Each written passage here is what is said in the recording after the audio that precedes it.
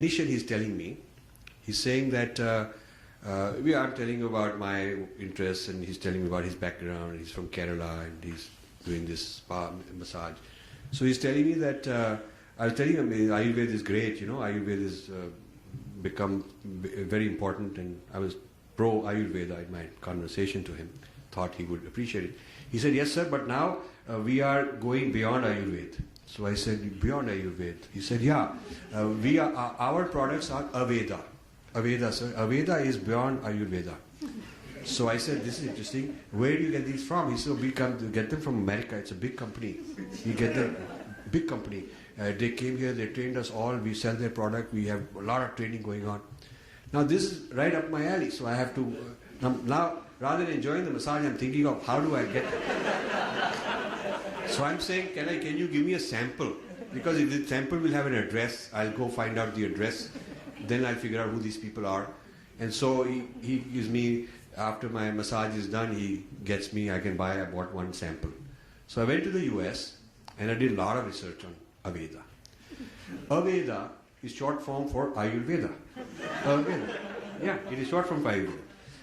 And an American couple, about 25 years before this event, they were visiting India regularly. They had a guru. They were doing this yoga. They were hippies. They were doing Hindu stuff and all. And one of them fell ill. And so some local Ayurvedic doctor gave them something and they felt well. And so they were very impressed. And they took a bunch of samples with them and sold it to friends. They also liked it. So next trip they decided that we'll take our suitcases back with Ayurvedic stuff, sell it, pay for our trip. And after doing that, they started getting shipments. And then they would package it nice, fresh, nice, beautiful packaging. And they came up with Aveda. And so I met the owner, and I was introduced to him by somebody. And he'd become a billionaire, very rich by then. So he was telling me his story, very proudly, telling me that I love India. He knew a lot of mantras and Sanskrit, and he was well-informed guy. And I'm very much on board. I love this and all that. So after a few such trips and packaging material, they brought a few Ayurvedic doctors to the US. Of course, they made out nicely financially on a personal basis, those doctors, to become their experts. And they went and got clippings from farmers, started growing the whole thing in California. So they have a huge farm. So they don't need anything out of India. They've transferred the knowledge and the science and everything. So what I asked him is, how much royalty did you pay?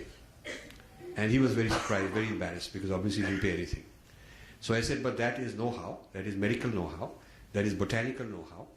And if Indians were to do this to some American technology or science and got away with it, it would be a very big scandal. You go sue them and take them to some WTO or whatever.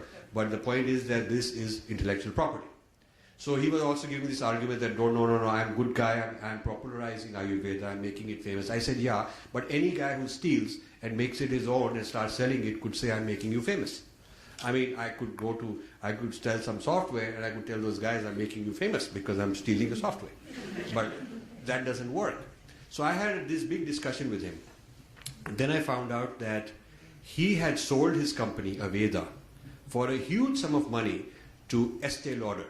Estée Lauder is a French cosmetics giant. Cosmetics giant is the largest cosmetics company, women's cosmetics in the world, Estée Lauder.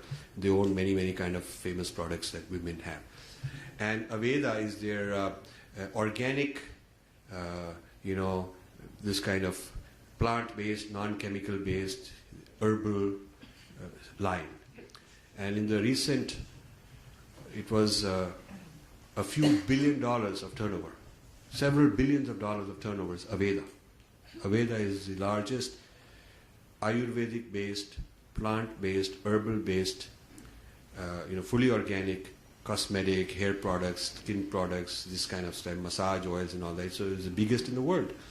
And they have centers, they have consultants, they have trained people, they are a very big deal. But when you go and get the treatment from the local, like in Princeton, there is some place where women go and they get this treatment. So when you ask any of those people who are doing this treatment, that, you know, if they know anything about Ayurveda or is this from Ayurveda, they don't know anything. You know, but of course this owner who sold it and made billions, he will tell you great things. So somewhere in the transmission, that source is lost. The royalty is lost, the credit is lost, the acknowledgement is lost, and the farmers of Kerala are not making any money because it's all being grown in the US. So that's also an issue. So it's biopiracy, in a sense, biopiracy. So I've done this I keep pursuing these kind of leads, and I keep figuring out what's the motive, how did it happen, and they are all different. Every one of them follow a different trajectory, different logic, different reasons. But my overall model is fairly robust. It seems to fit pretty much most of the cases that I've come across. Not everybody goes through all those phases. Not everybody goes through those stages in the same sequence I described to you, because people skip those stages or they go in some other stage, and some of them stop at a certain stage and their successors and followers and continue. But nevertheless, that pattern overall is there. So I think that Indians are losing a large part of civilization and know-how to this process. For the simple reason, the question is why, what is the Indians' fault in this? And the Indians' fault in this is that some of the teachers and gurus didn't think that there was enough market in India, there's more market in the West, so that it would be easier to sell it to those guys because they're more appreciative. So, to some extent, you could say the gurus and teachers, poor farmers and whoever were involved in exporting this knowledge without being concerned about credit and attribution and all of that, were opportunistic. It was good business for them. Some of them say that knowledge is knowledge, sir, kya hota hai, everybody's world, it's for the good of the world. They have this attitude also, which is part of our culture, true, that you share these things, you don't worry about benefit to you. But we live in a world where, you know, either it should be level playing field, everybody should say that they have some knowledge, we should be able to get it too, without paying royalty. So either it should be that intellectual property is free, or you live in a world where there is intellectual property concept, it's a form of property, then we have to also protect ourselves. It should be the consistency. Then there are Westerners who feel that they are adding value. So the reason they claim it as their own is that they have done some processing. It's not the raw form that they got it from India. They're improving it. Most of the value added they feel is in validating, legitimizing. They put it through some tests. They make it more market friendly. So they've repackaged it so that all that entitles them to claiming ownership.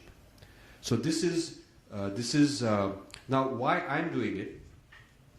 As it's one of my 5 or 6 big areas of research and writing, this U-turn.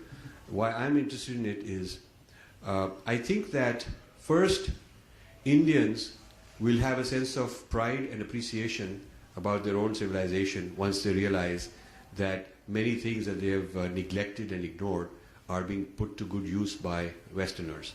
And Westerners being more credible people in the eyes of a lot of Indians, and Indians having kind of inferiority complex compared to them, unfortunately, get very impressed that if they're doing it, must be right, must be valid.